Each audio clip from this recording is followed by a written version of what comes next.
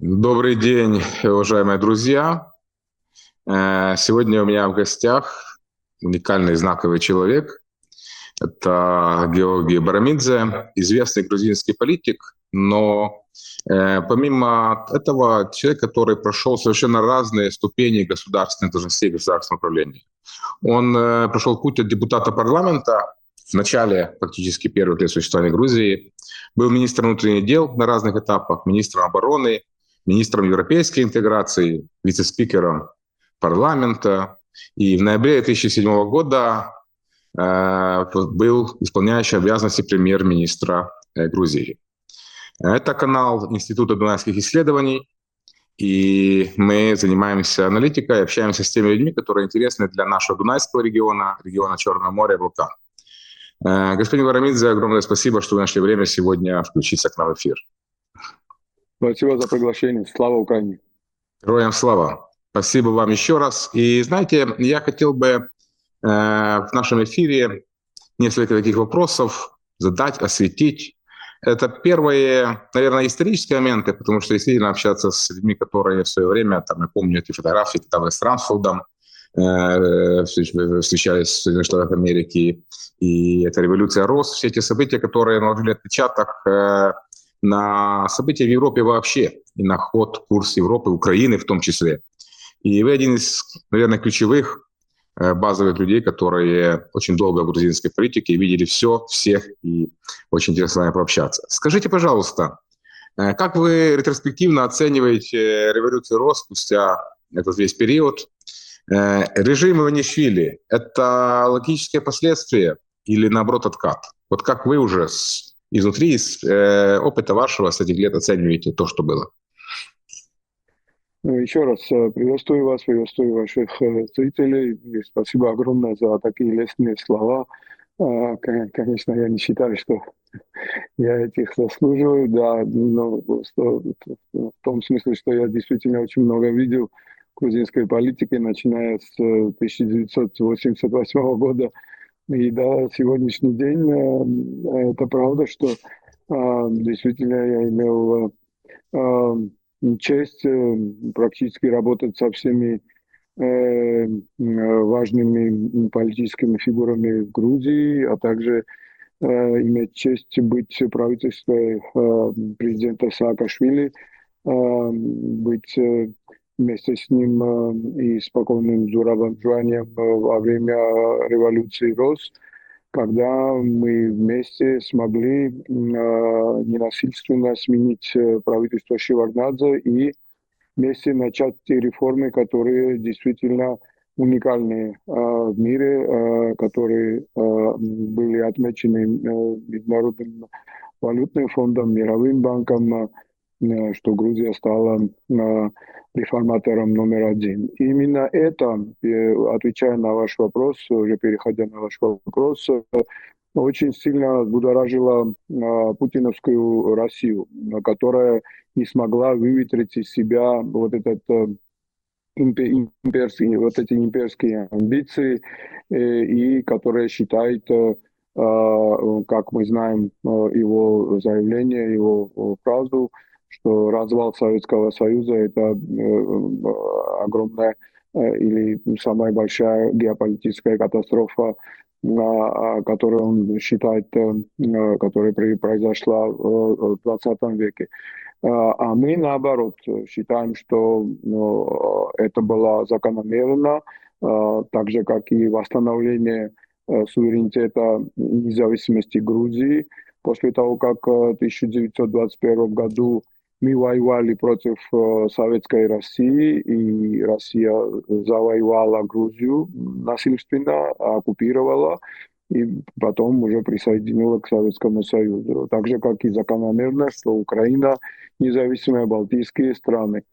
А что касается пропутиновской власти в Грузии, сейчас олигарха Иванишвили, это следствие как раз того, что Путин в свое время в 2008 году не смог завоевать Грузию, не смог свергнуть законно избранную власть под руководством президента Саакашвили, а потом запланировал своими методами, то есть гибридной войны, свержение этой власти.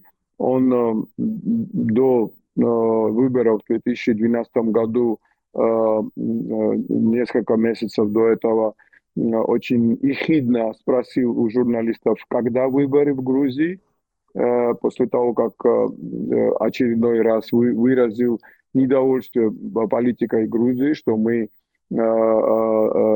твердо стали на путь вступления в Евросоюз, на путь вступления в НАТО и на путь строительства действительно демократического государства, которое было невыгодно Путину, потому что Путину невыгодна ни одна демократия вокруг России, потому что потом российский народ потребует того же самого. Поэтому вот действительно в 2012 году они без преувеличения провели спецоперацию спецслужб России, с одной стороны, очернение нашей власти, конечно, используя наши ошибки, потому что власти не бывает в жизни в любой стране без ошибок, тем более в то время, когда мы так быстро проводили наши реформы, что многие остались очень недовольны, и где-то мы, естественно, допустили ошибки, потому что не было никакого опыта, никаких кадров и так далее, с одной стороны. А с другой стороны, наобещав грузинскому народу золотые горы путем вот этого олигарха, ну, тогда миллиардера Иванишвили, который сделал свое состояние в России и сказал, что вот я вам раздам деньги, у вас все будет, рабочие места, все хотите, все, что хотите, все будет. Ну, и таким образом, на сегодняшний день мы уже практически 13-й год имеем у власти в Грузии пророссийское правительство, которое радикально повернуло направление Грузии с интеграцией с Евросоюзом и с НАТО, с вассальством и подчинением к России, в сторону России, в сторону Хамаза, Китая и так далее. Вот этого, так сказать, мира абсолютно другого, который, в принципе, чужд грузинскому народу. Спасибо. Я хорошо помню, я был на то время депутатом парламента, 8 августа 2008 года, когда произошло нападение России на Грузию. И я внутри нашей Верховного Совета, Верховной Рады видел, когда многие те парламентарии и министры, которые, казалось бы, проевропейской коалиции, да, коалиция Юрия Тимошенко, как-то очень так нехотя голосовали за резолюцию, которая поддерживала Грузию. Тогда еще у нас не было такого понятия открытого, как пятая колонна, но тогда уже, помню, у многих были сомнения. Я, к слову, хочу отметить, что тогда именно позиция президента Ющенко у нас в зале, когда мы собирались на внеочередное заседание, это было стоя, даже там какие-то кресла ремонтировались, и он проявил необычайную для него жесткость, потому что он человек очень мягкий, интеллигентный, и он продавил эту резолюцию в поддержку, и думаю, что это для нас всех, мы тогда не поняли, но это был звонок о том, что Россия не остановится, и Путин не остановится. Скажите, пожалуйста, в связи с этим вопрос, как вы считаете, насколько кейс вот это признания Косово, который был тогда в Европе, в мире, повлиял на решение Путина развязать войну против Грузии и признать независимость частей Грузии, Южной Осетии, Абхазии, нарушив Конституцию Грузии? Или это было запланировано независимо от Косово? Или все же это было каким-то прецедентом? Вы, как политик глобального масштаба, как вы это оцениваете? Ну, в первую очередь, я хочу действительно поблагодарить украинский народ и представителей украинского народа, парламентариев, которые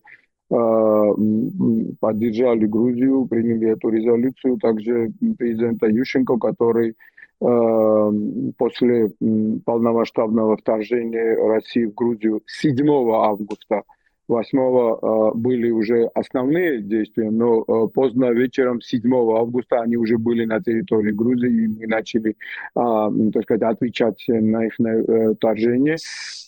Приехал в Грузию вместе с президентом Качинским и президентами трех балтийских стран и физически был рядом с нами на площади перед парламентом, которая для России тогда была легитимной целью, то есть они могли абсолютно, не стесняясь, как мы видим на примере Украины, разбомбить мирное население и парламент, и все что угодно для того, чтобы достичь своих целей. И вот физически президент Украины был рядом с грузинским народом, был рядом с президентом Саакашвили, со всеми нами. Мы, конечно, были вместе там. И это была огромная поддержка, огромная моральная поддержка, политическая поддержка и давление не только на Россию, но и на наших друзей, западных, так сказать, партнеров, европейцев и американцев, чтобы они предприняли те шаги, которые были необходимы для того, чтобы остановить Россию, которая, конечно, мстила Западу. И Косово была одна из поводов и одной из целей отомстить Западу. И Путин сказал, что так и сказал, что после провозглашения независимости Косово, что Запад заплатит за это, и Запад, соответственно, будет больно Западу. То есть тогда слабое звено была Грузия, и, естественно, это было наименьшим, так сказать, наименьшим путем как бы сопротивления для России, чтобы Россия очень легко смогла как бы отомстить и за Косово, и за все те движения, которые предыдущие годы начались и в Грузии, и в Украине, и в других государствах в сторону интеграции с НАТО, с Евросоюзом. Вот за все это отомстить за развал Советского Союза и так далее. Но Косово также была одной из причин. Ну и мы считаем, что мы до сих пор не признаем независимости Косово. Мы до сих пор считаем, что это было не совсем правомочно, не совсем целесообразно по многим причинам, потому что это действительно открыло ящик Пандоры и дала вот этот повод России вот этих провозглашений. И как мы знаем, что Россия провозгласила независимыми уже оккупированные территории Абхазии и Южной Осетии, к счастью, из-за политики не non-recognition, так сказать, не провозглашения с помощью Соединенных Штатов Америки и Евросоюза и всех наших друзей эти оккупированные территории были признаны только лишь Россией, там Никарагуа и Науру. И вот за последние несколько лет тому назад Сирия. Сейчас мы надеемся, что Сирия обратно возьмет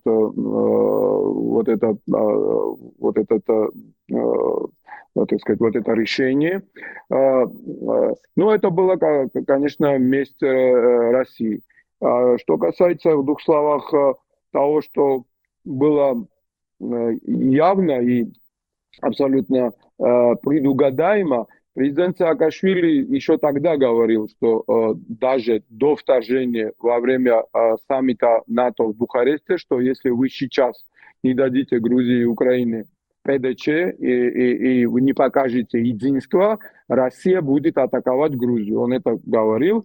А потом, после Грузии, вот вы можете, так сказать, есть множество высказываний президента Саакашвили, а потом будет Крым, нападение на Украину, Крым, и на этом Путин не остановится. К сожалению, случилось так, как можно было предугадать, и наши западные партнеры не проснулись после 2008 года, не проснулись после Крыма, не проснулись после Донбасса, и даже окончательно не проснулись после полномасштабного вторжения в 2022 году.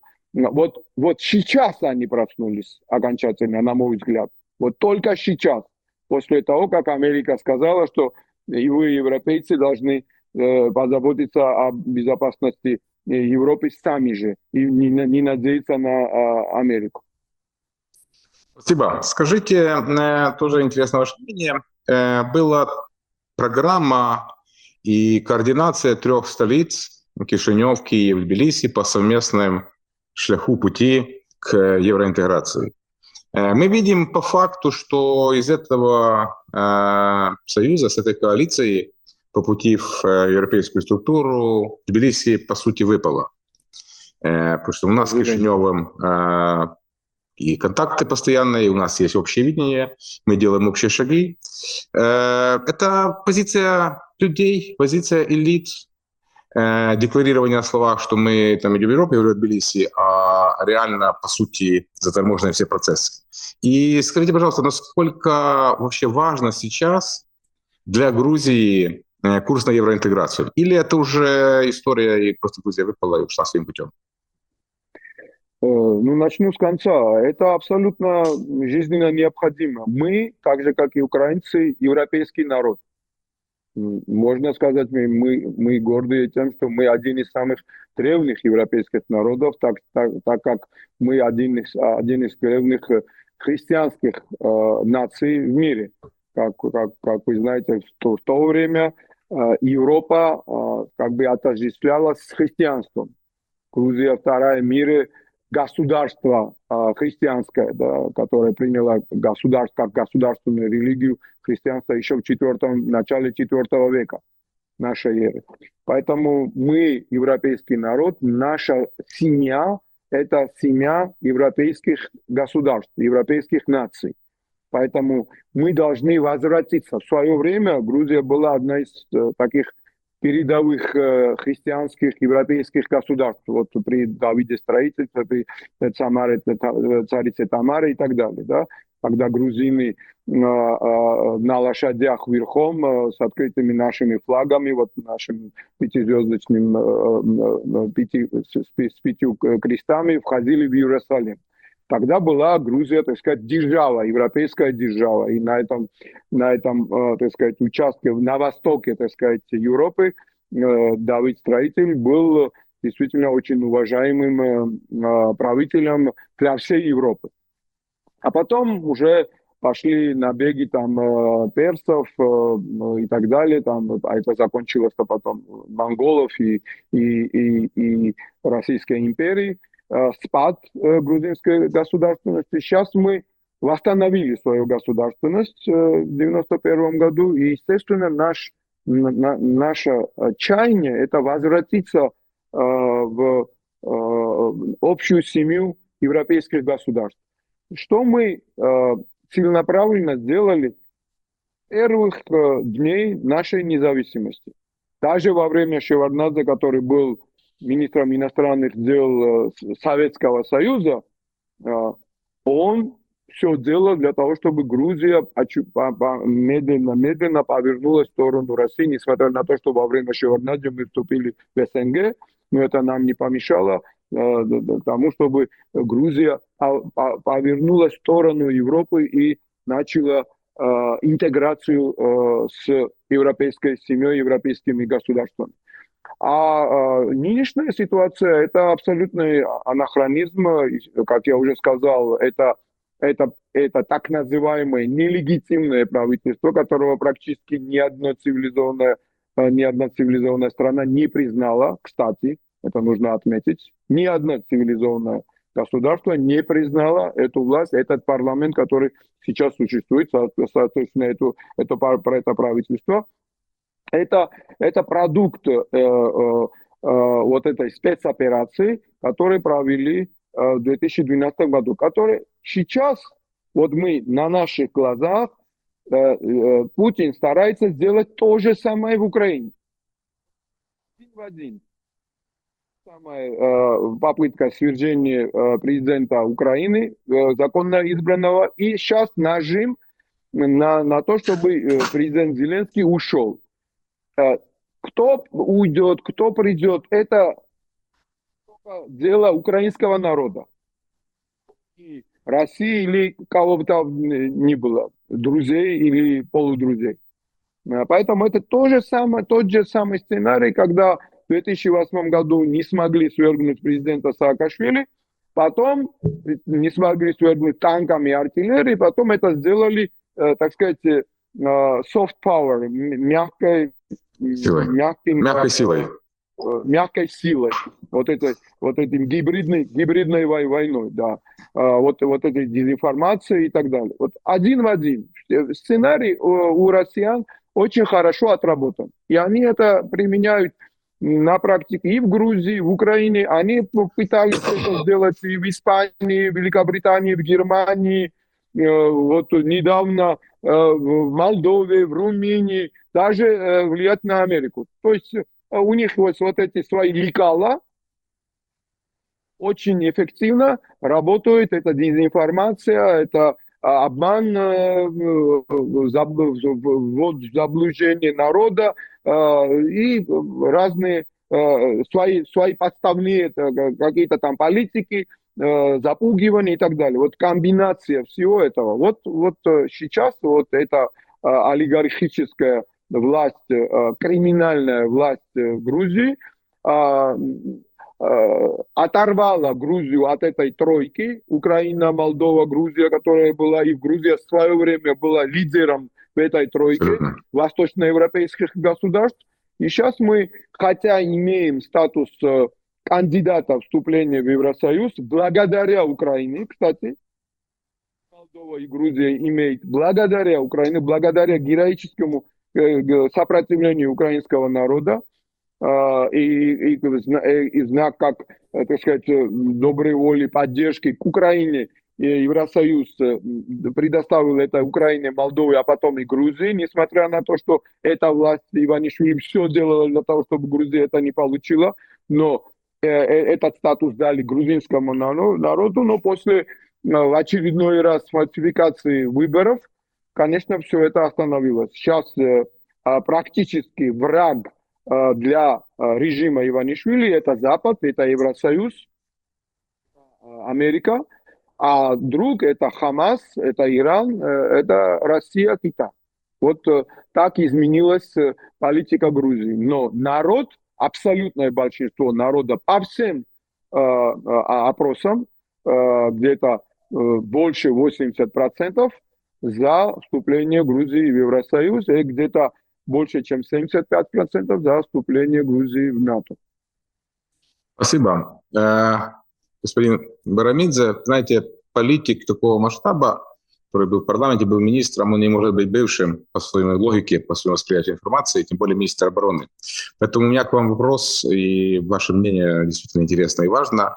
Вы наверняка отслеживаете ситуацию в Саудовской Аравии, вот этот раунд переговоров, который был, сегодняшнюю поездку американских представителей в Москву, там они уже прилетели пару часов назад. Предложение Трампа, вообще весь этот кейс вокруг украинского, назовем так, перемирия, который последнюю неделю разворачивается. Как вы его оцениваете? Это жизнеспособная история, не жизнеспособная? Кинет ли Россия в очередной раз, или у Трампа есть какие-то там секретные аргументы?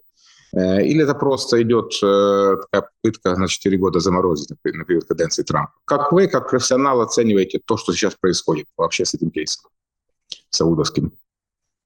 Ну, сейчас точно предугадать конкретные действия президента Трампа, наверное, думаю, что даже он не может предугадать. Не возьмет на себя ни один серьезный человек, ни один серьезный политик. Но мы знаем, какие объективные интересы Америки. Объективные интересы Америки не может быть, объективным интересом Америки не может быть, чтобы сдать Украину. Это не объективный интерес Америки. Это не объективный интерес народа Америки. Объективный интерес Америки не является том, что там противоречить или войти в конфронтацию с Евросоюзом, с Канадой и так далее. Но я думаю, что это какие-то маневры президента Трампа, который привык действовать как бизнесмен, поднажать и получить максимум. В принципе, это не трагично, если в конечном итоге не разрушить действительно тело тех отношений, которые многие десятки лет после Второй мировой войны Америка строила вместе с остальным западным миром. То есть Америка, естественно, является стержнем безопасности для мирового порядка и стержнем как бы объединяющим весь цивилизованный западный мир. Поэтому я думаю, что нам еще предстоит очень многое увидеть, как процессы будут продолжаться. Что касается недавних переговоров, я хочу поаплодировать президенту Зеленскому и его команде за то, как они ведут вот этот процесс. С одной стороны, показывая, что у Украины, хотя Украина в очень тяжелом положении, есть своя гордость, свой суверенитет, свою государственность. И с Украиной нельзя относиться как вот к каким-то там второстепенным государством и пользуясь тем, что Украина в тяжелой ситуации. Украина держится очень достойно во всех отношениях. И и президент Зеленский действительно олицетворение это. С другой стороны, вот эти последние переговоры, когда Украина заявила то, что всегда заявляла, что Украина хочет мира. И все знают, и президент Трамп сам недавно заявил, и госсекретарь Рубио, что больше, чем Украина, мира не хочет никто. Естественно, вся эта катастрофа, вот эта война, вот это вторжение, в основном происходит на территории Украины, да, вот по-прежнему там в Курске что-то там есть, какие-то там, я говорю, наши части, потому что я тоже считаю себя воином Украины, я горжусь тем, что с 24 февраля 2022 года я находился в Украине, я был рядовым, несмотря на то, что я был министром внутренних дел, рядовым в легионе, грузинском легионе, который с 2014 года воюет за Украину. И Украина хочет мира. Это абсолютно очевидно всем. Но Украина не может уступить то, что не может уступить. То, что зафиксировано в Конституции. Это территория Украины, суверенитет Украины. А также Украина не может вот так взять и отказаться от НАТО, от Евросоюза. И абсолютно нормально, что президент Украины старается максимум достичь для того, чтобы у Украины после перемирия и, дай бог, после, так сказать, установления мира иметь гарантии безопасности, чтобы Россия через год, через 2, через 10 опять не напала. А что касается, наверное, на сегодняшний день оккупированных территорий, они обязательно вернутся к Украине, но уже вот теми методами, методом, например, Германия вернула свои территории после советской оккупации. Прошло много лет, но мирно Германия вернула свои территории. Я уверен, что столько времени не понадобится Украине, чтобы вернуть и Крым, и другие оккупированные территории. Главное, чтобы сейчас Украина достигла твердого мира на основе силы, которая будет поддерживать вот этот мир, и это будет жизниться на военной помощи, на военном присутствии западных стран, с согласием, естественно, Украины на территории Украины. Спасибо. Тоже на это все надеемся. Еще два коротких вопроса, которые интересны нашим зрителям, и думаю, что ваша тоже позиция будет интересна. Я, к слову, по поводу мягкой силы. Вы знаете, я вчера буквально приехал в Болгарию. Там уникальная история, поскольку наш институт дунайских исследований занимается Балканами, занимается дунайскими странами, исследованием внутренних процессов. Так вот, там было, так слово, о вмешательстве России и разные внутренние дела разных стран. Наконец-то сформировано было правительство. Осенью с перевесом в 6 голосов, постоянное правительство. Там было за последние 4 года, кажется, 7 парламентских выборов. И вчера Конституционный суд принял решение пересчитать голоса.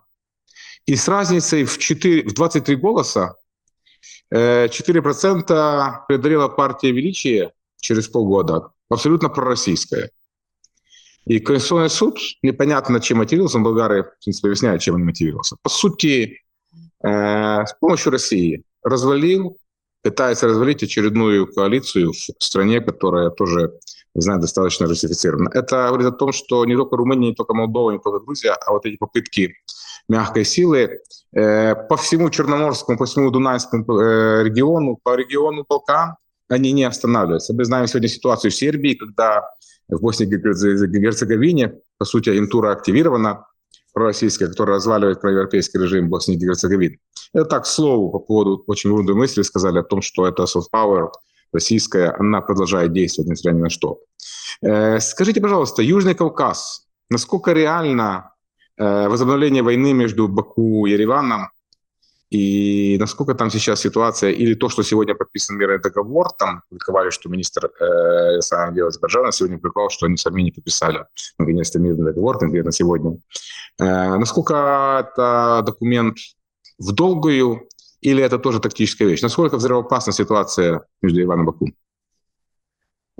Ну, я думаю, что в целом проблема была решена. К сожалению, вот этот конфликт между Азербайджаном и Арменией продолжался вот десятилетия.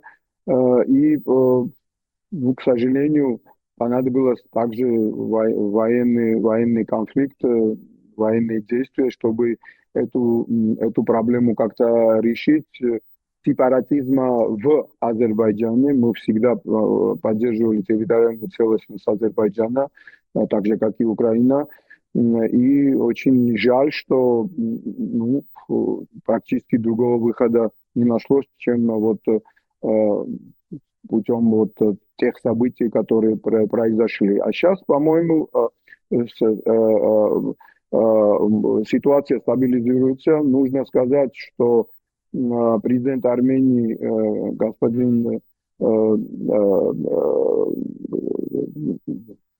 Пашинян. Пашинян, господин Пашинян, Да, да, Пашинян. господин Пашинян очень здравомыслящий действует, очень мудро и смело действует, потому что предпринимать те шаги, которые он делает, это очень рискованно в политическом смысле в Армении, но это единственный правильный путь вывести Армению из этого заколдованного круга конфликта с соседями, с одной стороны с Азербайджаном, с другой стороны с Турцией. И он в свое время еще писал, что Армения как-то вот в плену вот прошлого, когда была какая-то там Великая Армения и так далее, и из-за вот этих претензий с соседями Армения не может встать на ноги как современное демократическое государство и вынуждена идти на попятную с Россией и иметь российские военные базы в Армении, и быть зависимой от России. И тем самым Россия как, так сказать, большой якорь вот держит Армению и не дает возможность, чтобы Армения тоже двигалась в направлении той семьи, о котором я говорил, что цивилизованной Европы. Армения первое государство, христианское государство на 3 года раньше, чем Грузия официально приняла христианство. Поэтому вот сейчас то, что президент Пашинян делает, это очень смелый шаг. Освобождение от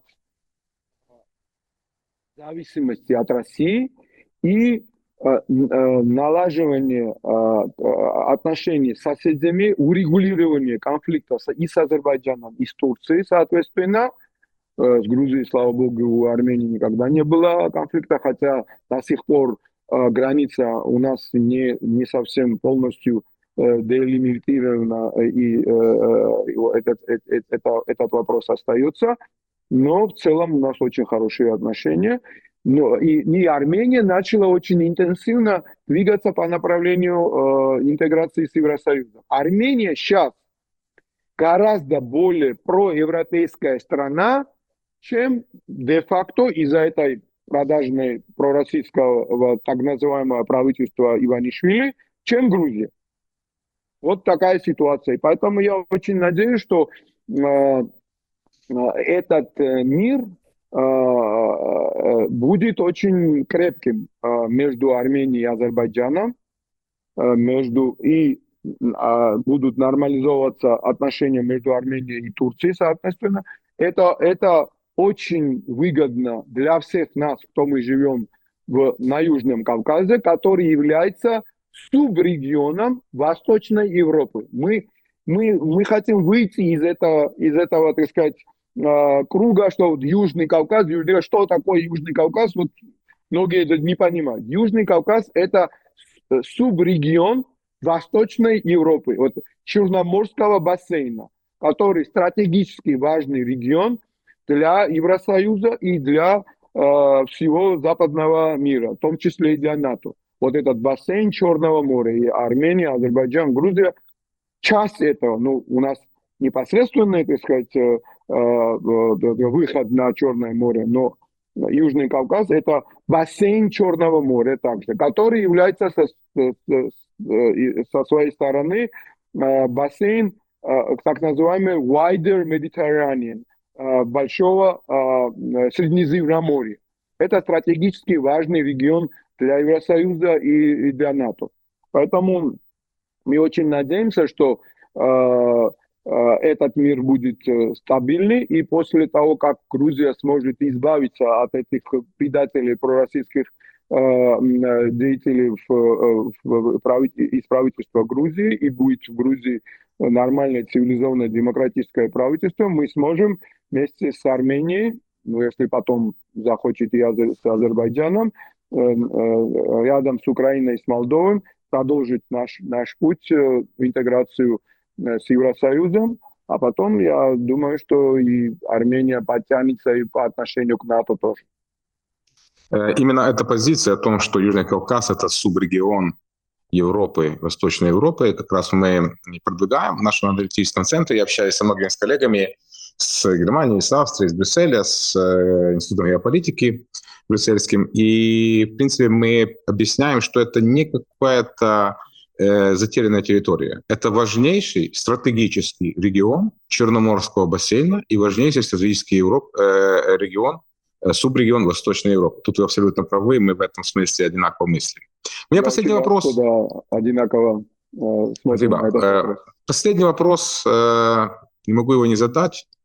Это позавчерашний приговор Михаилу Саакашвили. Знаете, он был в Одесской области губернатором, он работал в Украине. Я трижды избирался в парламент и все время был депутатом по мажоритарному большому округу как раз в Одесской области. Сейчас возглавляю Одесский районный совет, 1,5 миллиона жителей.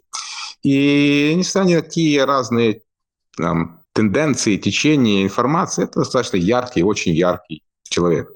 Скажите, пожалуйста, вчерашний приговор мы посчитали 9 лет за какие-то преступления, выдуманные, невыдуманные на территории Грузии. Какая дальше судьба? Как сложится судьба Михаила Саакашвили?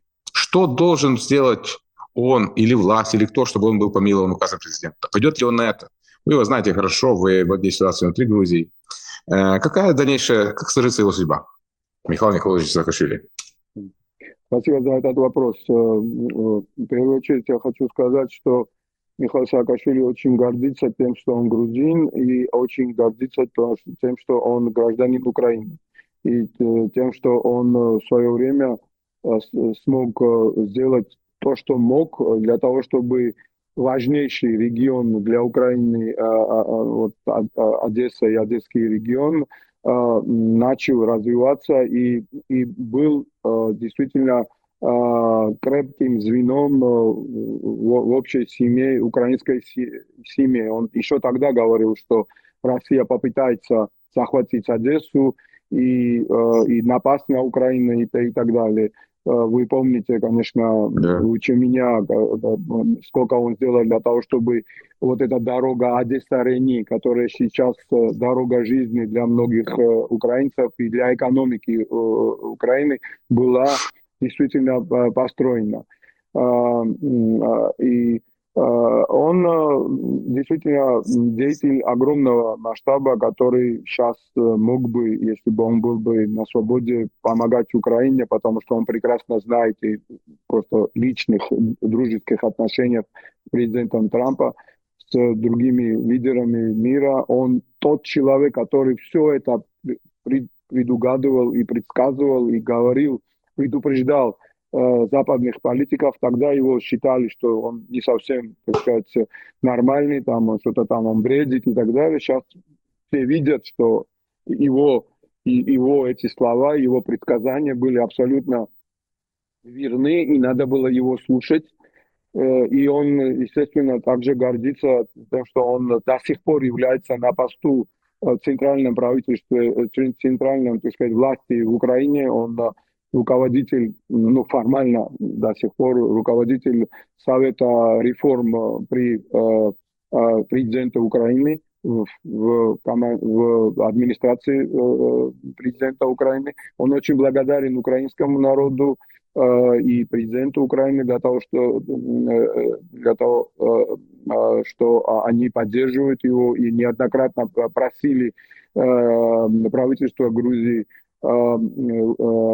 дать возможность президенту Саакашвили выехать в Украину для лечения. Что касается его приговора, раньше ему, так сказать, старались как-то предъявлять претензии, что он украл сколько-то там миллиардов, там 90 или 19 миллиардов. Ни одного цента, естественно, не нашли, потому что президент Саакашвили все делал для страны. У него даже, многие не верят, нет своей квартиры в Грузии. Единственный дом у президента Саакашвили это в Киеве, под Киевом. После он смог построить, как он был на постах. И единственный дом. Он разрушил дом своей бабушки, чтобы построить библиотеку для людей, президентскую библиотеку. Вот такой он человек. И в Грузии у него 70 квадратных метров в деревне в Кварели, и виноградник 1,5 гектара. Вот его имущество в Грузии. И ему сейчас вынесли приговор для того, чтобы... Они сказали, конечно, ничего не нашли, что он что-то украл. Они сказали, что те деньги, которые тратились президентской администрацией, они были неправильно потрачены. Если, когда мы принимали президентов там, Буша, Байдена, в гости был Трамп, Хиллари Клинтон. Вот это все неправомочные прокуратуры, подчиненные Иванишвили, неправомочные траты. В том числе и венок, который он поднес на могилу президента Качинского, вот они это считают неправомочной тратой денег. А вот принять коммуниста, депутата Гаврилова из Российской Думы здесь и напоить его вином, это правомочные траты правительства. Поехать в Тегеран для того, чтобы принести свои соболезнования насчет кончины лидера Хамаса, это правомочные. А вот поехать в Варшаву и принести цветы на могилу Качинского или там Прагу там, на могилу Вацлава Хавела, это неправомочные. Вот что инкриминировали президенту Саакашвили. Естественно, там еще там вопросы, там какие-то он подарки делал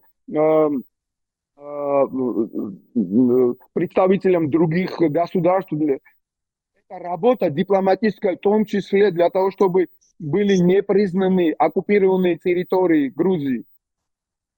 Где-то там он кого-то там пригласил на обед, там его медицинские какие-то там расходы президента. Все. Предъявили ему как обвинение, и за это присудили 9 лет.